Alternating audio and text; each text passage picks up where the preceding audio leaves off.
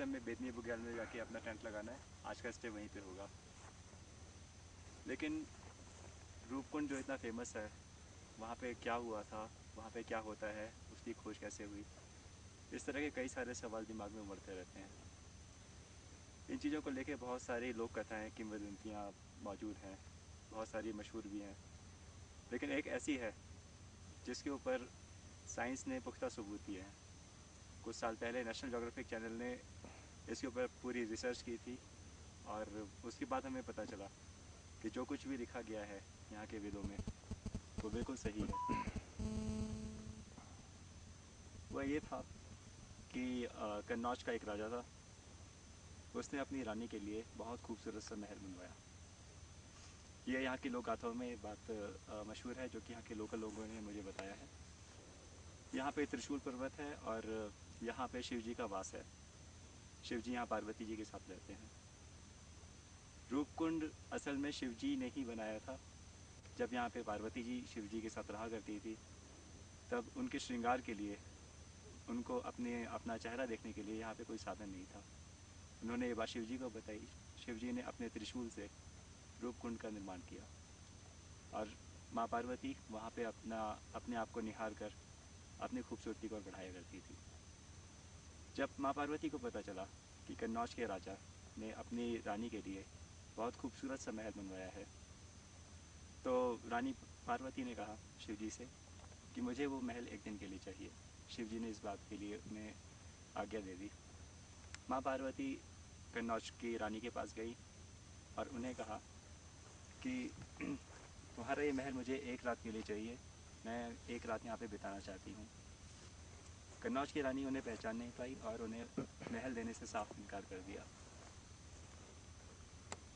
ये बात माँ पार्वती को बिल्कुल भी अच्छी नहीं लगी और उन्होंने उसे कहा कि एक दिन तुझे मेरी शरण में आना पड़ेगा। वहाँ से माँ पार्वती वापस यहाँ पे आ गई। लेकिन कुछ टाइम के बाद वहाँ के हालात बिल्कुल बिगड़ गए। कुओं में से पानी सूख गया।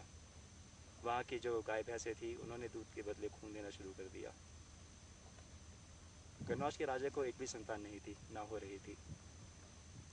फिर एक रात माँ पार्वती ने वहाँ के राजा के स्वप्न में आकर दर्शन दिए और वहाँ के राजा को अपने पास यहाँ बुलाया दर्शन के लिए।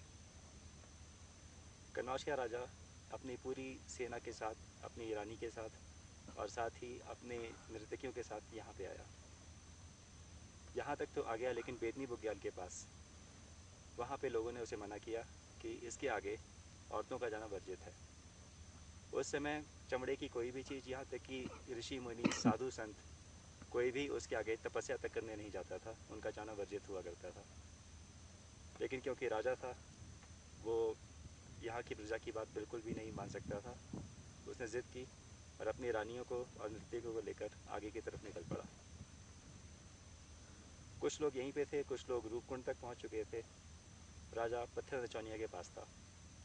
पत्थर नचौनिया के पास उसने अपना शिविर लगाया, जहाँ पे उसने नाचने गाने वालियों को इकट्ठा किया। रात भर वहाँ पे नाच गाने का प्रोग्राम चलता रहा। कुछ समय के बाद अचानक माँ का प्रकोप हुआ। एकदम से जो नाचने गाने वालियाँ थी, वहाँ पे दो बड़े बड़े गड्ढे जो आज भी मौजूद हैं, हम आगे दिखाएंगे, वो उसमें समा गई। कुछ पत्थर बन गए, जिस वजह से वहाँ का नाम पत्थर नचौनिया पड़ गया। और वो गड्ढे, कहा जाता है, सीधा पाताल की तरफ निकलते हैं। इसका मतलब वो जो नाचने गाने वालियाँ थी, वो सब के सब पाताल में समा गई। बेतनी बुग्याल के आगे बागूबासा पड़ता है। बागूबासा में रानी को प्रसव हुआ, उसको बच्चा हुआ। और वो समय ऐसा माना जाता है जबकि जच्चा और बच्चा, इन दोनों को उस समय के दौरान छुआछूत के तौर पर माना जाता है। मतलब ना उन्हें बाहर के लोगों से मिलने दिया जाता है, ना बाहर के लोग उनसे मिल सकते हैं। और उसी वजह से वो जगह अपवित्र हो गई, एक तरीके से अछूत हो गई। इससे माँ बिल्कुल रुष्ट हो गई और उन्होंने ओलावृष्टि की। कहा जाता है कि यहाँ पे ओले जो गिरते हैं, उनका आकार इतना बड़ा होता है जितनी कि क्रिकेट की एक बॉल होती है। उस ओलावृष्टि में जो करीब यहाँ पे 350 से 600 लोग मौजूद थे, एक भी नहीं बच सका। सबके सर में बड़े बड़े छेद हो गए, जो जहाँ था वहीं का वहीं ढेर हो गया। सैकड़ों सालों तक मैं तो ये कहूँगा हज़ारों सालों तक उनके पार्थिव शरीर वहीं के वहीं पड़े रहे। कुछ काले पड़ गए, कुछ ऊपर से लुढ़क कर नीचे रूपकुंड तक आ गए, कुछ बेदनी बुग्याल तक ही पड़े रह गए जिनका कुछ पता नहीं चला। कई महीनों के बाद जब कन्नौज के मंत्री को ये पता चला कि राजा लुप्त है, उसका कुछ अता पता नहीं है, तब फिर वो यहाँ पे खोजबीन करने के लिए आया। तब उसे ये सारे के सारे शरीर और ये सब पता चला। उसके बाद ये सारी की सारी बातें इतिहास में और यहाँ के वेदों में लिखी गई। इस वक्त हम जहाँ पे हैं अली बुग्याल, यहाँ पे एक अंग्रेज़ अधिकारी रहा करता था। उसने अपना बंगला बनाया था।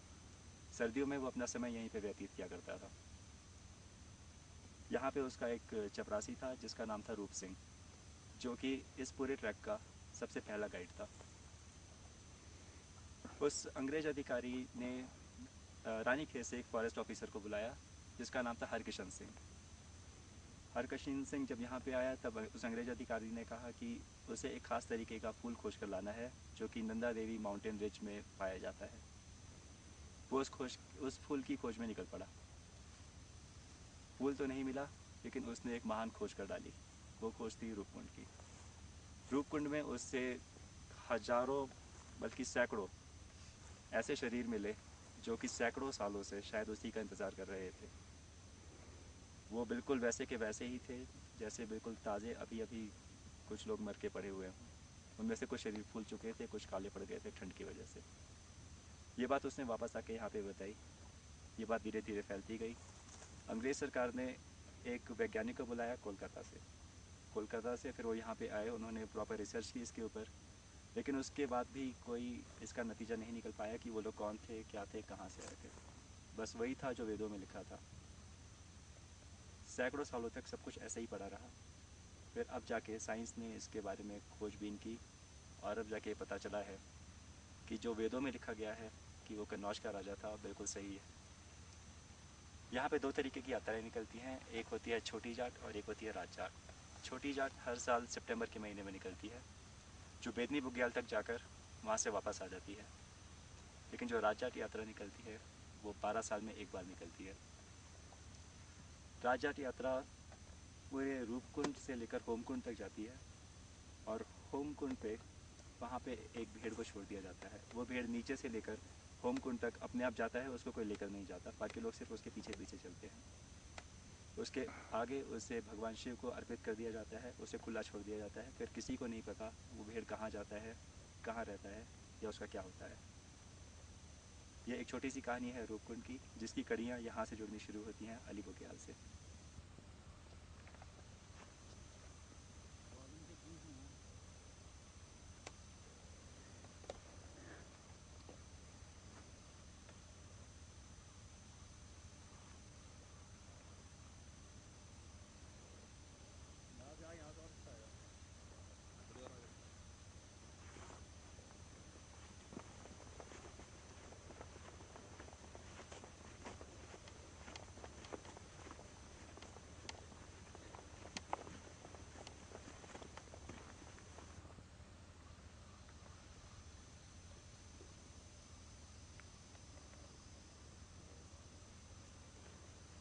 हमें वो उन बादलों के पीछे जाना है।